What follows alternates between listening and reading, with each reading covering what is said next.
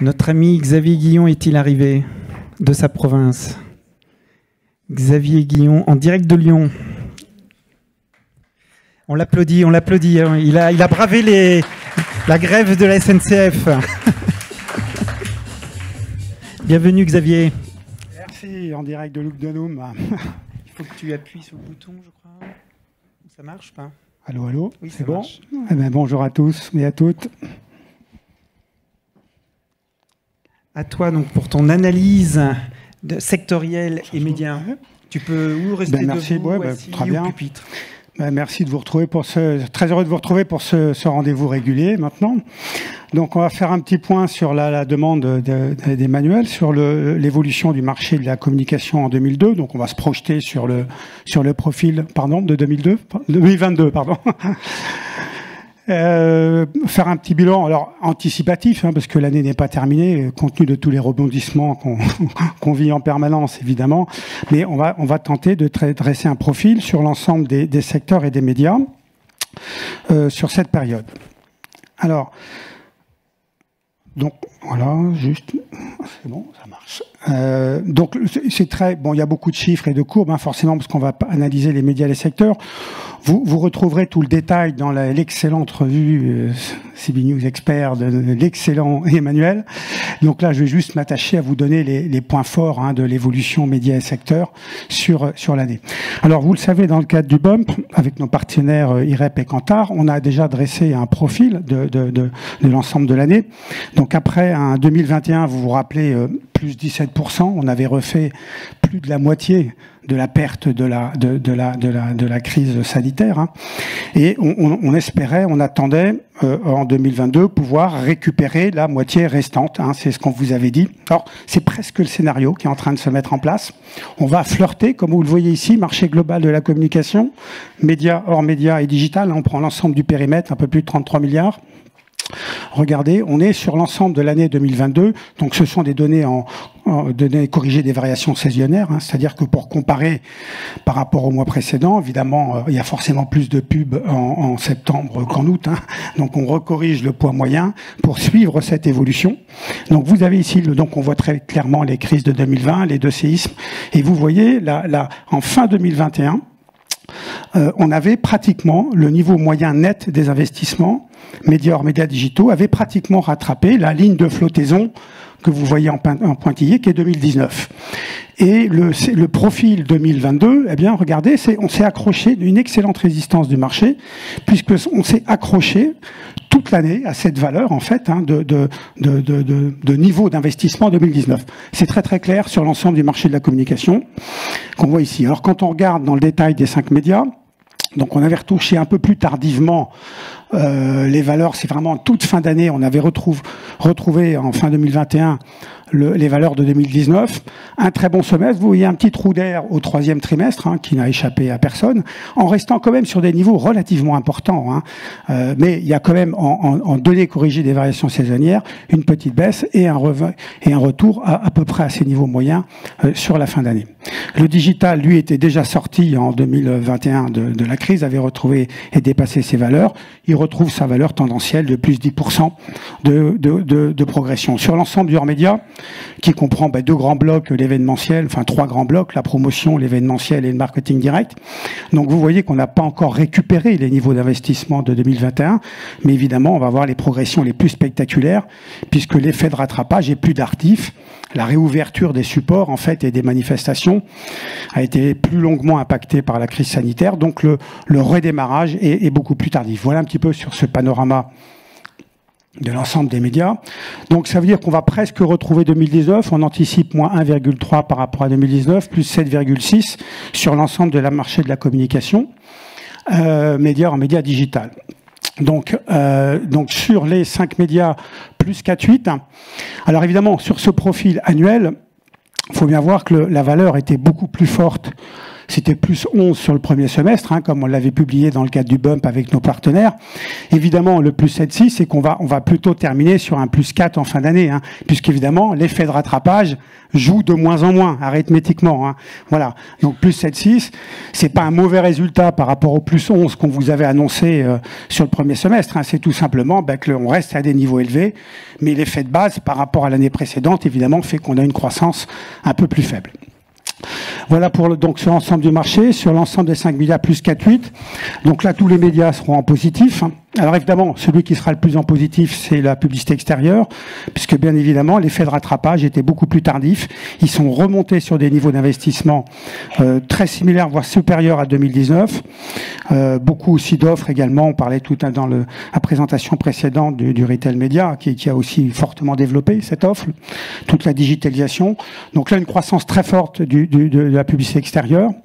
Et les autres médias, tous les médias seront positifs. On parlait tout à l'heure également dans la présentation de la presse, qui résiste, qui fait des bons résultats. Hein. Il y a notamment des segments. Quand on regarde les valeurs attendues qu'on a mesurées pour la fin d'année, quand on regarde la décroissance par rapport à l'effet historique, il y a clairement une très nette décélération en fait de la décroissance structurelle du média. Hein. C'est très très net. Hein. On devrait se retrouver à du -4, -5 par rapport à -6 par rapport à on sera vraiment au-dessus. Hein. Donc voilà, donc ça résiste très bien. La radio est restée elle très très très stable sur la période, a très bien résisté.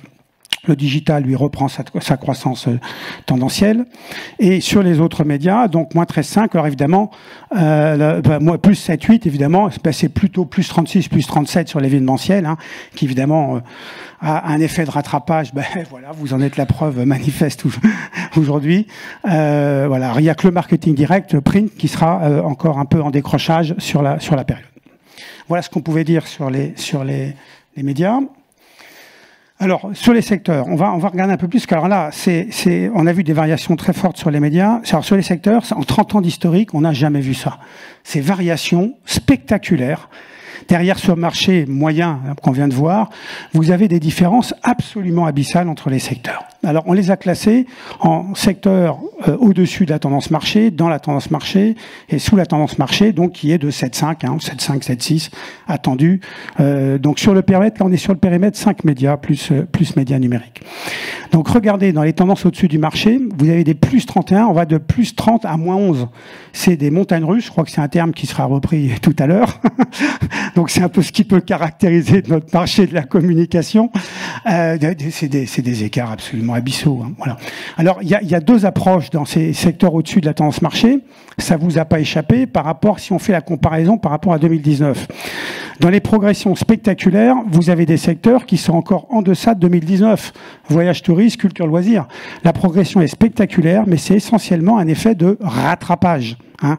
Voilà, on revient à des niveaux, c'est spectaculaire. Et vous avez deux autres secteurs dans ces secteurs au-dessus du marché. Informatique, bureautique, ameublement, décoration, plus 31, plus 18, mais plus 78, plus 71 par rapport à 2019.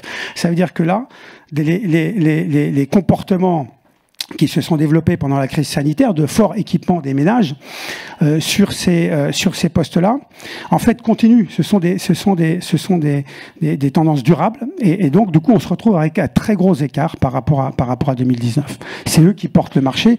Cette croissance, quand vous avez des secteurs qui ont des croissances comme ça, compte tenu du côté amplificateur de la communication, quand un secteur caracole, hein, il y a toujours un effet amplificateur de croissance de la communication, mais c'est ce qui porte le marché aujourd'hui, on le voit très très bien ici. C'est valable également pour la distribution généralisée, sur la distribution, tout particulièrement la distribution spécialisée, qui va donc distribuer les produits, ameublement, décoration, etc. Donc dans la moyenne, on va retrouver télécom et banque assurance qui, comme vous le voyez, sont dans la moyenne marché, aussi bien sur 2022 versus 2021 que 2019. On va dire qu'ils ont enjambé la crise, en fait, ils ont épousé la tendance marché sur toute la période. Voilà, c'est un peu le profil. Et sous la tendance marché, donc là je dis bien par rapport 2022-21, vous allez retrouver paradoxalement la VPC, même si elle est à plus 72 par rapport à 2019, mais il y a eu une telle poussée de fièvre en 2020, bien évidemment, qu'on reste à des niveaux élevés, mais on est en décroissance par rapport à l'année dernière. Voilà. Et même phénomène pour appareils ménagers, où tout le monde s'était équipé pour préparer des bons petits repas à la maison pendant qu'on ne pouvait pas sortir. Le niveau d'équipement, il est fait. Donc on voit que là, vous avez donc on reste par rapport à 2019 à des niveaux élevés, mais évidemment, cette année, on est en baisse. Et dans ces secteurs, vous retrouvez le transport automobile, qui est là, du coup, que ce soit sur cette année ou versus 2019, reste très clairement en retrait du marché. Alors même s'il y a une pression très dynamique sur les thèmes RSE, c'est vraiment une communication en anticipation sur l'équipement des ménages. Aujourd'hui, il manque une grande partie dans ce secteur de ce qu'on appelle les campagnes promotionnelles de déstockage, les fameuses journées portes ouvertes, etc., qui représentent, qui sont faits pour faire du déstockage. Et puis, comme il n'y a plus de stock, par définition, tout ce type de campagne promotionnelle n'existe plus, notamment dans l'affichage ou sur des opérations spéciales en télé, etc. Il y a toute une partie de ce pan de communication dans le secteur automobile qui n'existe plus. Je suis presque dans les clous. Alors, juste, vous le retrouvez dans la revue. Donc là, vous voyez, du coup, c'est la même analyse sur les secteurs. Donc, les secteurs sous la tendance marché. Donc, vous retrouvez ces deux catégories à chaque fois par rapport à la ligne 100, qui est la valeur 2019. Vous avez des secteurs sous la tendance marché, mais nettement au-dessus de 2019. C'est ce qu'on a vu tout à l'heure. Vous le retrouverez dans la revue. Vous aurez l'éclairage visuel dans la tendance marché. Et puis voilà, et les secteurs qui sont en hausse, regardez les deux catégories, ceux qui sont en hausse et en hausse par rapport à 2019, et ceux qui sont en hausse, mais encore par effet de rattrapage et encore en dessous de 2019. Alors, la dernière grille d'analyse que je voulais vous proposer, donc on a vu par rapport à cette logique des secteurs, c'est également la tendance récente de la montée de l'inflation. Vous en reparliez à l'instant, qui a un impact évidemment très, très significatif sur le marché de la communication. On peut lire cette perspective, ces évolutions dans ce secteur, au travers de l'impact de la poussée de l'inflation, pour toutes les raisons qu'on reconnaît, je ne reviens pas dessus, sur les différentes couches de population. Quand vous avez vu les secteurs qui caracolent, c'est les secteurs d'équipement des ménages, lourds, notamment la partie mode, d'ailleurs, dans son segment haut de gamme aussi, que j'ai oublié de citer. Dès que vous allez adresser des secteurs qui adressent des catégories moyennes sup, qui ont, eux, une capacité d'épargne extrêmement importante, pour le haut de la couche, et 30% d'épargne par an, qui n'a pas été dépensée sur les années précédentes, ou beaucoup moins. Donc vous vous retrouvez avec des réserves d'argent sur ces populations-là, qui ont moins dépensé par obligation les années précédentes, et qui aujourd'hui ont du mal à investir, que ce soit, ou qui freinent leurs investissements en immobilier, en bourse, pour les raisons qu'on connaît, et qui hésitent à le laisser en épargne liquide, évidemment, parce qu'ils perdent de l'argent. Donc aujourd'hui, on est encore dans des phases d'équipement très forts sur ces secteurs-là. Et c'est ça qui pousse considérablement ces marchés. Voilà. Et à l'inverse, les catégories de population défavorisées, qui ont environ à peu près 3% en moyenne d'épargne par an, ils n'ont pas d'épargne. Donc quand il y a une montée des prix, arithmétiquement, évidemment, c'est une baisse de la consommation. Et c'est ce que vous retrouviez dans le poste alimentation aujourd'hui, où vous avez des prix qui montent fortement, avec des populations sur les produits d'achat de base. Donc les niveaux d'investissement du côté des industriels de l'alimentation, par exemple, est en baisse spectaculaire aujourd'hui, absolument spectaculaire, pour ces raisons-là.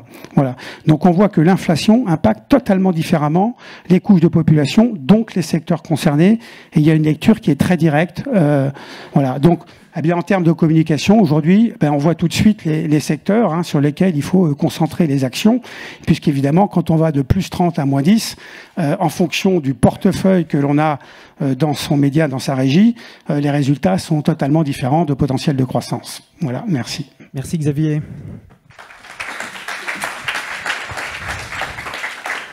Vous retrouverez les analyses de Xavier avec les graphiques et tableaux dans la revue, comme tu dis, qui sera diffusée à la sortie. J'aime bien ce mot revue.